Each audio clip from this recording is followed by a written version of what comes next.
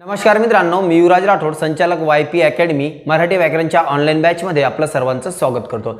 विद्यार्थी मित्रांनो, आज आपण बघणार आहे मराठी व्याकरणाचा समोरचा जो घटक आहे अलंकार। हा अलंकार घटक आपण आजच्या लेक्चरच्या माध्यमातून बघणार आहे। आपण आधी बघितलंय प्रयोगाचे प्रकार बघितले, सर्व प्रकार आपण तीनही प्रयोगाचे प्रकार बघितलेले आहे व्यवस्थितरित्या, त्यावरती उदाहरणे सोडून बघितलेली आहे। आता अलंकार हा जो घटक आहे तो अलंकार घटक आपण ह्या लेक्चरच्या माध्यमातून बघणार आहे। मग नेमका अलंकार कशाला म्हणायचं, अलंकाराचे प्रकार किती पडतात? मग अलंकाराचे दोन प्रकार पडतात सर्वप्रथम, ठीक आहे। अलंकाराचे एक शब्दालंकार आणि दुसरा आहे अर्थालंकार। मग ते प्रकार कोणकोणते, शब्दालंकार कोणते आहे, अर्थालंकार कोणते आहे, तेही आपण डिटेल मध्ये बघणार आहोत। त्याआधी आपण बघूया अलंकार कशाला म्हणायचं। मग अलंकार कशाला म्हणायचं तर एक उदाहरण देतो, उदाहरण दिल्यानंतर तुमच्या लगेच लक्षात येईल की अलंकार कशाला म्हणतात। तर एक उदाहरण घेऊया।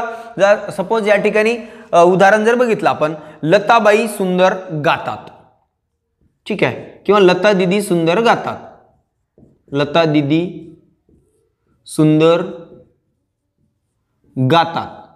आता हे वाक्य आहे, हे सरळ आणि साधं वाक्य काय की लता दीदी सुंदर गातात।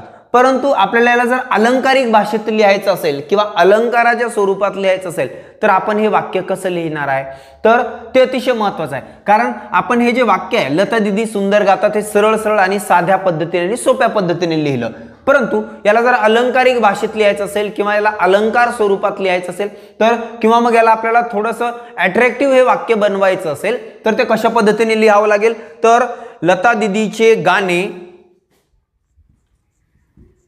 लता दीदींचे गाणे जणू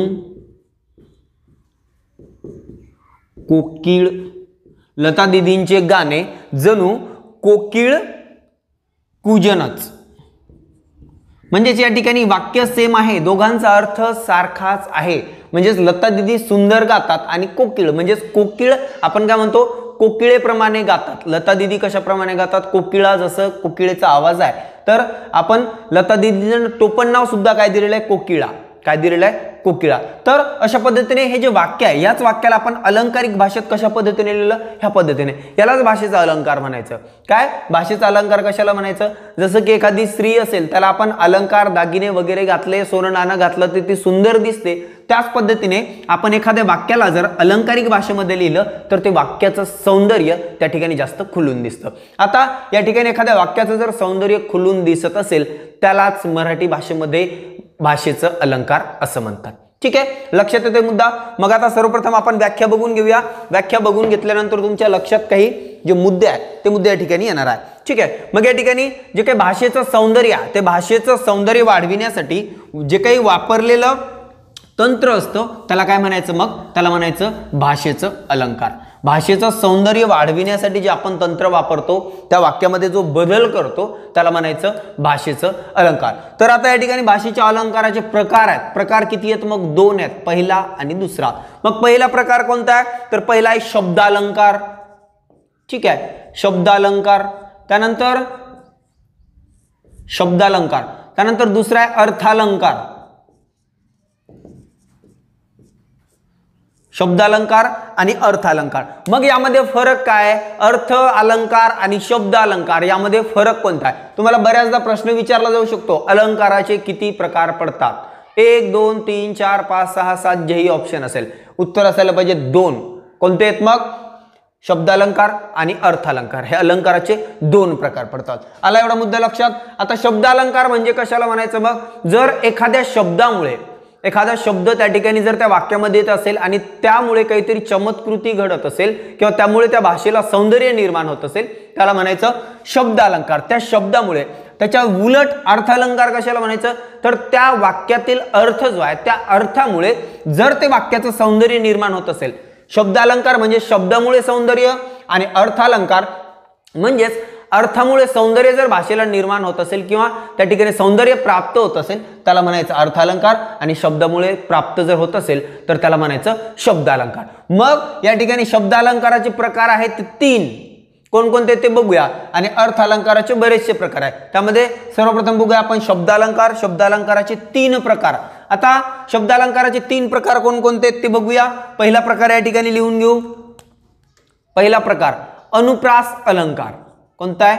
अनुप्रास अलंकार. आता शब्दावरती खेळ आहे, याच्या अर्थाशी आपल्याला काही घेणं देणं नाही. शब्द अलंकार म्हटलं की त्याचा त्या वाक्याचा अर्थ काय होतो याच्याशी आपल्याला घेणं देणं नाही. आपल्याला फक्त शब्द बघायचे, कारण हा अर्थ अलंकार नाही आहे. म्हणजे त्या वाक्याचा अर्थ काय आहे, त्या वाक्याचा अर्थ कोणता आहे, त्याच्याशी शब्द अलंकारला घेणं देणं नाही. मग या ठिकाणी बघूया अनुप्रास अलंकार. मग आता अनुप्रास अलंकार जो आहे तो त्याला कशाला म्हणायचा अनुप्रास अलंकार? तर एखाद्या कवितेच्या चरणामध्ये एका अक्षराची पुनरावृत्ती जर होत असेल, एखादी ओळ असेल आणि त्या ओळीमध्ये एखाद्या अक्षराची वारंवार पुनरावृत्ती होत असेल आणि ती पुनरावृत्ती होऊन त्या ओळीला किंवा त्या ठिकाणी जर त्या घटकाला त्या ठिकाणी सौंदर्य निर्माण होत असेल, त्यामध्ये भर पडत असेल, त्याला म्हणायचं अनुप्रास अलंकार. त्यामध्ये सर्वप्रथम मुद्दे लिहून घ्या, 1-2 मुद्दे या ठिकाणी नोट करण्यासारखे. तर या ठिकाणी कवितेच्या चरणात अक्षराची पुनरावृत्ती, काय? अक्षराची पुनरावृत्ती म्हणजे शब्दावरती अवलंबून आहे शब्द अलंकार. अक्षराची पुनरावृत्ती होत असेल, ठीक आहे. पहिला मुद्दा काय? अक्षराची पुनरावृत्ती होते. कशामध्ये? अनुप्रास अलंकारामध्ये. त्यानंतर त्याच्यामुळे काय होतं? त्याच्यामुळे या नादामुळे अक्षराची पुनरावृत्ती होऊन जो नाद निर्माण होतो, काय? नाद निर्माण होतो. त्या नादामुळे त्या भाषेला सौंदर्य प्राप्त होतं. काय प्राप्त होतं? सौंदर्य. कशाला? त्या भाषेला. त्या ठिकाणी मग अलंकार कोणता होतो? अनुप्रास अलंकार होतो. मग या ठिकाणी बघितलंय आपण बऱ्याचदा म्हणतो, हिंदीमध्ये म्हणत असेल किंवा मराठीमध्ये काय म्हणतो आपण? काकाच्या कपाटातील कामाचे कागद काकूने कात्रीने करा करा कापले. पुन्हा खडकसिंग के खडकने से खडकती है खिडकिया. म्हणजे त्या ठिकाणी काय होतं? ख ख खडकसिंग खडकसिंग ख ख काय होतंय? रिपीट होत आहे. काकाने काकीच्या कपाटातील क क काय होतंय? रिपीट होत आहे. आणि रिपीट जर होत असेल तर त्या ठिकाणी त्या भाषेला सौंदर्य प्राप्त होतं आणि ते जर सौंदर्य त्या ठिकाणी प्राप्त होत असेल तर तो अलंकार कोणता होणार आहे? अनुप्रास अलंकार. येतोय मुद्दा लक्षात? अनुप्रास अलंकार कशाला म्हणायचं? पुन्हा एखादं उदाहरण बघूया. उदाहरण बघितल्यानंतर तुमच्या लगेच लक्षात येईल, जे की तुम्हाला वारंवार परीक्षेत विचारले जाणार आहे. उदाहरण बघूया. देवा दीनदयाळा.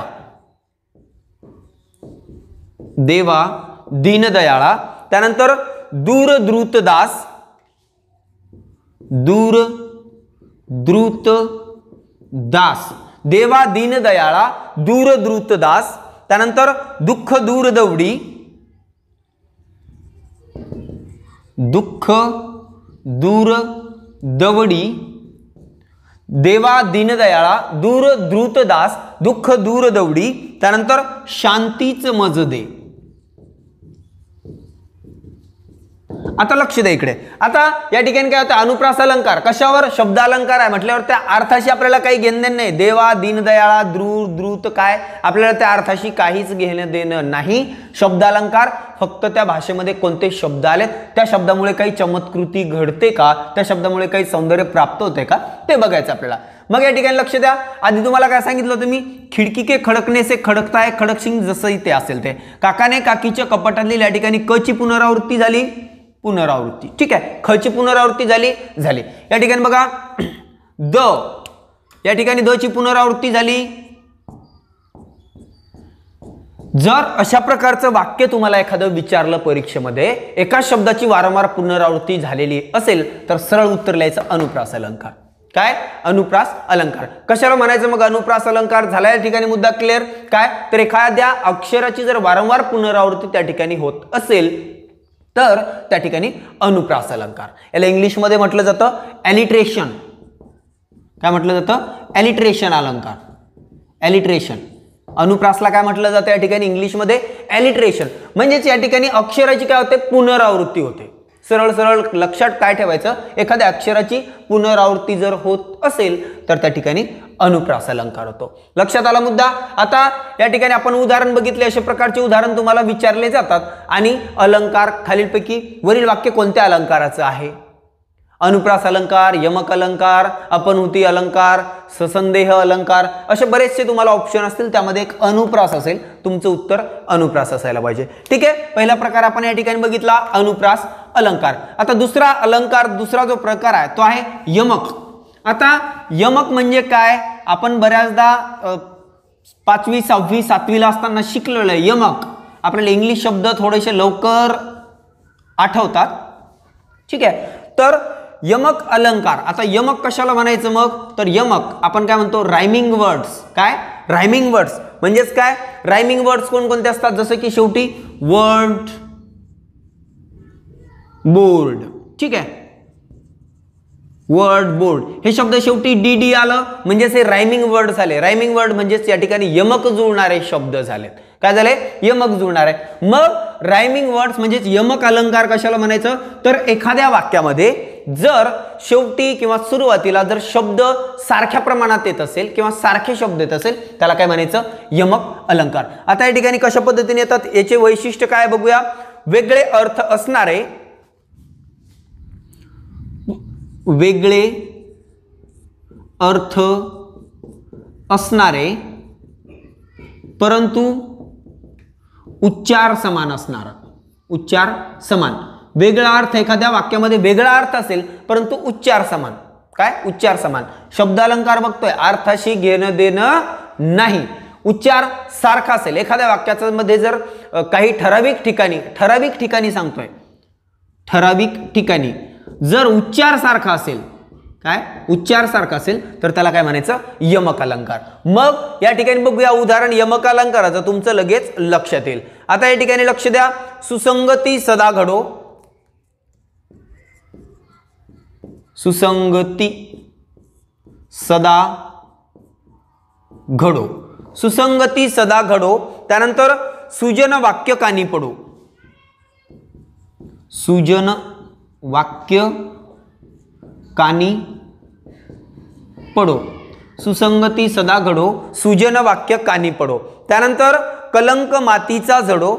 ठीक आहे, कलंक मतीचा जडो,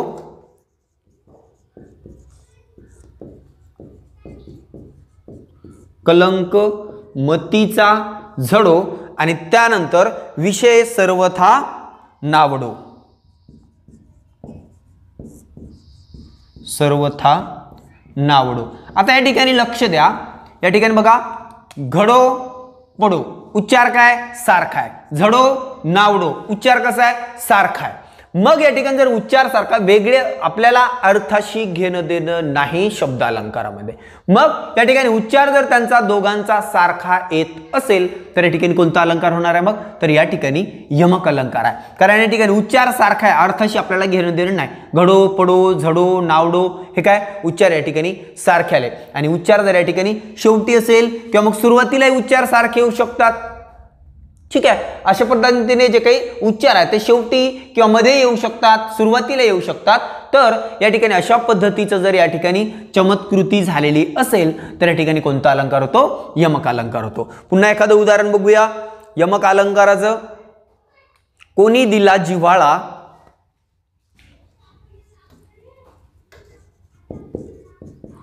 कोणी दिला जिव्हाळा. ठीक आहे, कोणी दिला जिव्हाळा कोणास ताप झाला.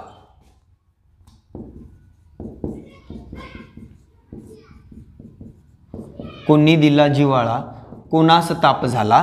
पुन्हा समोर काय असणार आहे वाक्य, हसले दुरुनी कोणी.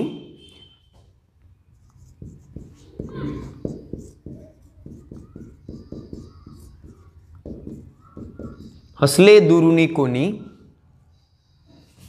जवळून वार केला.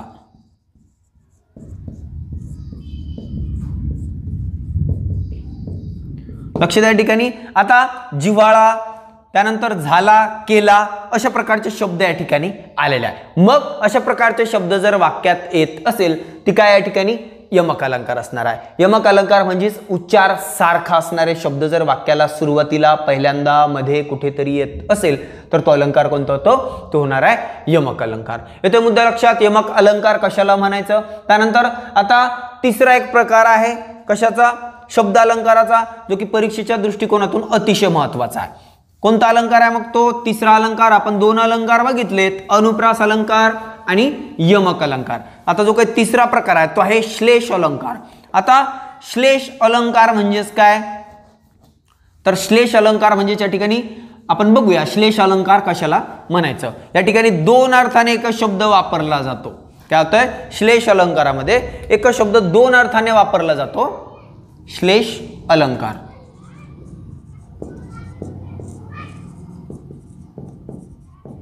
आता यामध्ये थोड्याफार प्रमाणात अर्थाचा वापर केला जातो श्लेष अलंकारामध्ये, परंतु जो काही उपप्रकार आहे तो शब्द अलंकाराचाच उपप्रकार आहे. म्हणजेच या ठिकाणी श्लेष अलंकार म्हणजे काय लक्षात ठेवायचं, फक्त एकच लक्षात ठेवायचं की एक शब्द दोन अर्थाने वापरला जातो.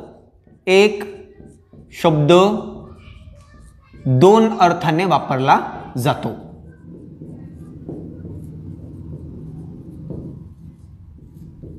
एकच शब्द दोन अर्थाने वापरला जातो. आता एक शब्द एका वाक्यामध्ये दोन अर्थाने कसं वापरलं जाईल किंवा कसा वापर होईल त्याचा उदाहरण बघूया. उदाहरण बघितल्यानंतर तुमचे लगेच लक्षात येईल की एक शब्द वाक्यामध्ये दोन अर्थाने कशा पद्धतीने वापरला जातो. आता या ठिकाणी लक्ष द्या.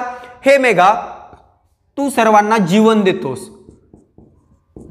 हे मेघा तू सर्वांना जीवन देतोस. आता हे मेघा तू सर्वांना जीवन देतोस. आता या वाक्यामध्ये जीवन हा जो शब्द आहे तो जीवन या ठिकाणी काय, मग या ठिकाणी जीवन म्हणजेच पाणी अर्थाने आलेला आहे. म्हणजेच मेघ आपल्याला काय देतं, पाणी देतं, म्हणजे जीवन देतं. आणि दुसरं जीवन म्हणजेच जीवन, जीवन म्हणजेच आयुष्य. ठीक आहे, म्हणजेच एक वाक्य या ठिकाणी हे मेघा तू सर्वांना जीवन देतोस. जीवन हा जो शब्द आहे हा शब्द वाक्यामध्ये दोन अर्थाने वापरलेला आहे. पहिला अर्थ आहे जीवनचा पाणी, म्हणजेच मेघ आपल्याला पाणी देतं आणि पाण्यामुळे आपलं आयुष्य, या ठिकाणी लक्ष द्या. आणि जीवन म्हणजेच काय, दुसरं जीवन कशाला म्हणतो, आपलं आयुष्य म्हणजेच आपलं जीवन. मग या ठिकाणी आयुष्य म्हणूनही हा जीवन आलेला आहे आणि जीवन दुसरं पाण्याला सुद्धा म्हणत असतो आपण. म्हणजेच एकच जो शब्द आहे जीवन, तो जीवन शब्द एकाच वाक्यामध्ये दोन अर्थाने वापरलेला आहे. आणि दोन अर्थाने जर एखादा शब्द वापरलेला असेल, एक शब्द दोन अर्थाने वापरला जातो. मग एक शब्द जर एखाद्या वाक्यामध्ये दोन अर्थाने वापरलेला असेल तर तो श्लेष अलंकार. येतो मुद्दा लक्षात. श्लेष अलंकार कशाला म्हणायचं मग, तर एकच जो शब्द आहे तो एखाद्या वाक्यामध्ये दोन अर्थांनी जर वापरला गेला असेल त्याला म्हणायचं श्लेष अलंकार. मग या ठिकाणी पुन्हा तिसरा जो प्रकार आहे तो तिसरा प्रकार बघूया आपण. उदाहरण बघूया पुन्हा एखाद्याचं श्लेष अलंकाराचं. जसं की या ठिकाणी बघा, श्रीकृष्ण नवरा मी नवरी. बऱ्याचदा तुम्हाला परीक्षेत हा प्रश्न विचारला जातो. श्रीकृष्ण नवरा मी नवरी. ठीक आहे, श्रीकृष्ण नवरा मी नवरी. शिशुपाल नवरा. श्रीकृष्ण नवरा मी नवरी. श्रीकृष्ण नवरा मी नवरी. शिशुपाल नवरा मी नवरी. ठीक आहे, म्हणजे श्रीकृष्ण जर नवरा असेल तर मी नवरी, परंतु या ठिकाणी शिशुपाल असेल तर मी नवरी. वरी म्हणजेच काय, नवरी नाही. त्या ठिकाणी नाही, नवरी नाही आणि या ठिकाणी नवरी आहे. म्हणजेच हे एकच शब्द जो आहे नवरी, ठीक आहे, हा शब्द या ठिकाणी दोन अर्थाने वापरलेला आहे. आणि ज्या ठिकाणी एखादा शब्द एखाद्या वाक्यामध्ये दोन अर्थांनी वापरला जातो किंवा वापरला असेल त्यावेळेस अलंकार कोणता होतो, तर त्यावेळेस तो श्लेष अलंकार होतो. लक्षात येते मुद्दा. श्लेष अलंकार कशाला म्हणायचं, तर एखादं जे वाक्य आहे, एखाद्या वाक्यामध्ये एखादा शब्द जो आहे, जसं की या ठिकाणी जीवन, पाणी आणि आयुष्य या दोन अर्थाने वापरलाय. त्या ठिकाणी नवरी हा जो शब्द आहे हा सुद्धा शब्द या ठिकाणी दोन अर्थांनी या ठिकाणी वापरलेला आहे. त्यामुळे या ठिकाणी हा जो अलंकार आहे किंवा हे जे उदाहरण आहे ते श्लेष अलंकाराचं या ठिकाणी उदाहरण असणार आहे. बघा, अशा पद्धतीने या ठिकाणी जो काही अलंकार आहे तो श्लेष अलंकार कशाला म्हणायचं आपण बघितलं. पुन्हा एक उदाहरण बघूया. एखादं उदाहरण बघितल्यानंतर तुम्हाला लगेच समजेल. आता मला एसटी लागते. मला एसटी लागते. आता हे जे वाक्य आहे काय, मला एसटी लागते. आता मला एसटी लागते म्हणजेच काय, एसटी लागते म्हणजे एसटीत बसून जाण्याची मला गरज आहे, म्हणजे मला एसटी पाहिजे जाण्यासाठी, गरज दाखवली या ठिकाणी. ठीक आहे, आणि दुसरी म्हणजेच काय, मला एसटी लागते. या ठिकाणी पहिली काय, गरज, म्हणजे मला एसटी मध्ये जायचंय व कुठेतरी, मला एसटी पाहिजे म्हणजे मला एसटीची गरज आहे. परंतु या ठिकाणी दुसरा अर्थ काय होतो, त्रास होतो एसटी मध्ये, त्रास होणे. एसटी लागते म्हणजेच या ठिकाणी एसटी लागते म्हणजे एसटीची गरज आहे, आणि दुसरा त्रास होणे म्हणजेच मला उलटी मळमळ होते बाबा बसमध्ये गेल्यावरती, त्यामुळे या ठिकाणी एसटी लागते. म्हणजेच या ठिकाणी हा जो शब्द आहे हा शब्द किती अर्थाने वापरलेला आहे? 2 अर्थाने. म्हणजे त्याला एसटीची गरज आहे, आणि दुसरा जो अर्थ आहे त्याचा अर्थ होतो मला एसटी मुळे त्रास होतो, मी एसटीत बसून जर गेलो तर त्यामुळे मला त्रास होतो. मग अशा पद्धतीने या ठिकाणी 2 जे अर्थ आहे ते 2 अर्थाने एकच शब्द वाक्यामध्ये वापरलेला असतो. त्याला काय म्हणायचं? मग त्याला म्हणायचं श्लेष अलंकार. आला मुद्दा लक्षात? शब्द अलंकार कशाला म्हणायचं? तर शब्द अलंकार एकत्रित शब्दावरती पूर्णतः आधारित असतो. शब्द अलंकार पूर्णतः शब्द अलंकार जो आहे तो पूर्णतः शब्दावरती आधारित असतो, आणि शब्दामुळे जर भाषेमध्ये चमत्कृती घडत असेल किंवा भाषेला सौंदर्य जर प्राप्त होत असेल तर त्या ठिकाणी त्याला काय म्हणायचं? मग त्याला म्हणायचं शब्द अलंकार. शब्द अलंकाराचे 3 प्रकार बघितले आपण.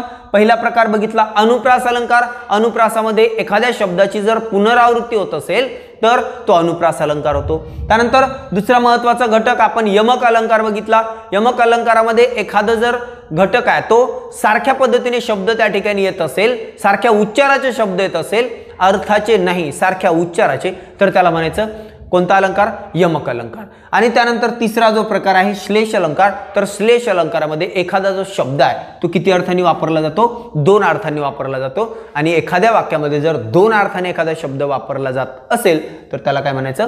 त्याला म्हणायचं श्लेष अलंकार. अशा पद्धतीने एकत्रित जे काही 3 प्रकार आहे शब्द अलंकाराचे ते 3 प्रकार आपण आजच्या लेक्चरच्या माध्यमातून बघितलेला आहे. नेक्स्ट लेक्चरच्या माध्यमातून आपण शब्द अलंकाराच्या समोरचा जो घटक आहे अलंकाराचा दुसरा प्रकार अर्थालंकार, हा अर्थालंकार आपण समोरच्या लेक्चरच्या माध्यमातून बघणार आहे. आशा करूया आजचं जे लेक्चर आहे नक्कीच तुम्हाला समजलेलं असेल. पुन्हा भेटणार आहे आपण नवीन व्हिडिओसह. तोपर्यंत धन्यवाद.